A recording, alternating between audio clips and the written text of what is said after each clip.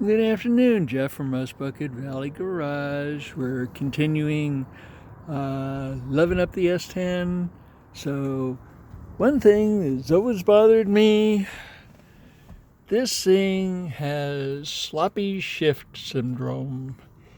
It's an automatic.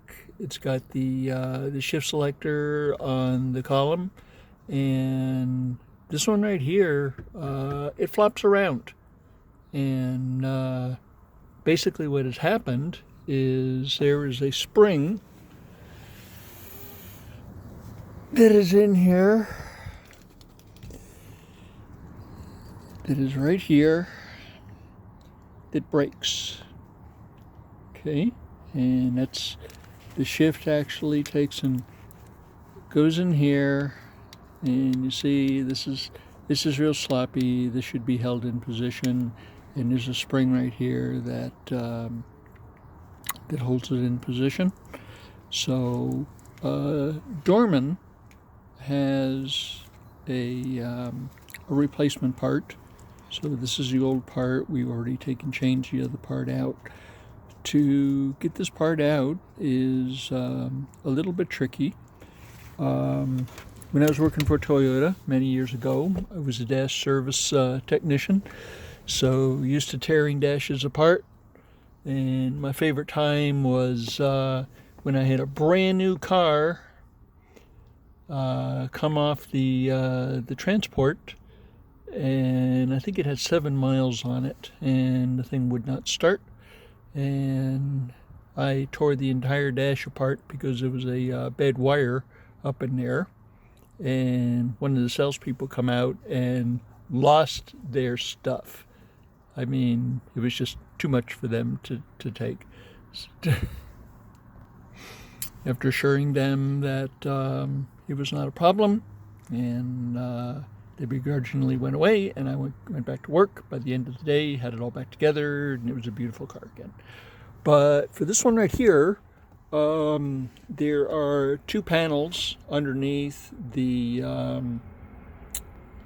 steering column that you have to take out, and then there is a right under the steering column, there is a metal piece that's like this. That is part of the collision system that protects the steering column and keep your knees from going into all kind of sharp stuff.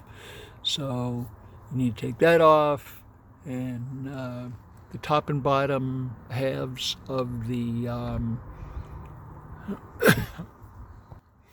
plastic clusters that go around the steering column, and those pretty much snap off, except right under the ignition switch there is a very small screw that it's like an internal 5mm or something like that.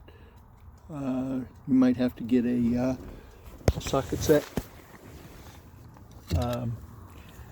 It looks like this, only tiny, so like tiny, okay, but that's what the inside of the thing looks like for the big one, just for reference. So we have the new piece in here. There are 2 ball joints right here and right here, and those snap off. You know, you just put put your magic pliers underneath there and move them a little bit, and they'll come off. It's no problem. The reason you need to take the trim off the dash cluster is because there is a screw that is right up here that is under the edge of the dash cluster, and it's like a T40, something like that. There's 1, 2, and then there's one up on top. The same one is for the holds the shift lever in right here. Okay, so you have that loose, and there is one electrical connection right here.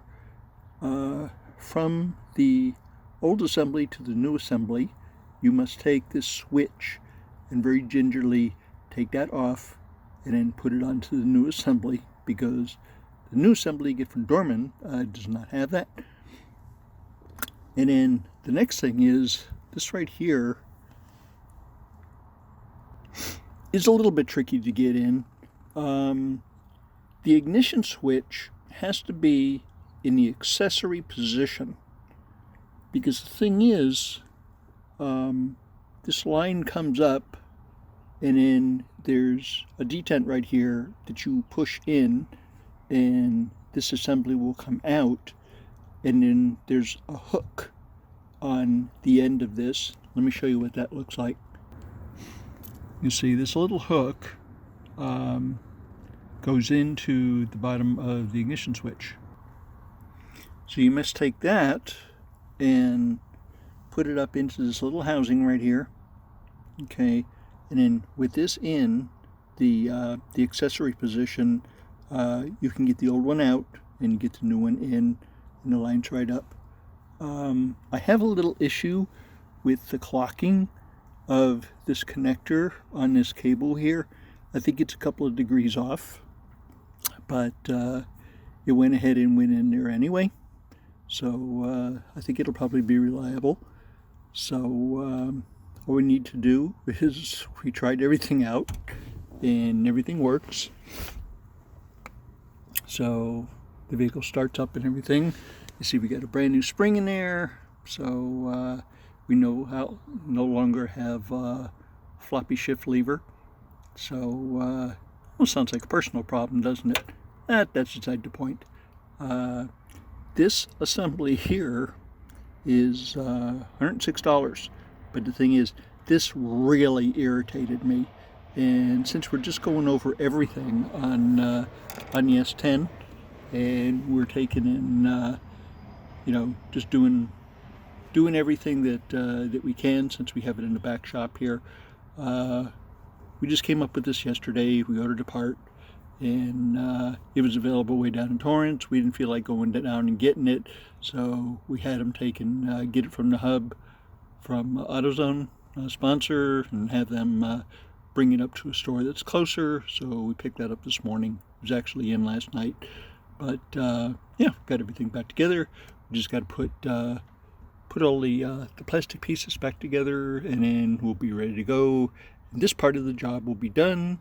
We found another U-joint. So this morning, bless those people at Napa, they had one. So yeah, we don't have to wait 2 weeks so they can get it. So we'll finish up the driveline today. But anyway, things are coming along. Just so the Jeep doesn't feel like it's being neglected, we're going to take and be doing an oil change on that after we finish this. Anyway, this is how you get rid of floppy shifter. I hope I've given you some good information. Where to get your parts, about how much they are. It took us probably an hour to take all this apart, take the old shifter out, put the new shifter in, get everything lined up, and then we went and had lunch. So good celebration. Okay, hope I've given you some good information. Hope you have a wonderful afternoon. Enjoy the heat, because it's going to be with us for just a little while. Okay, talk to you later.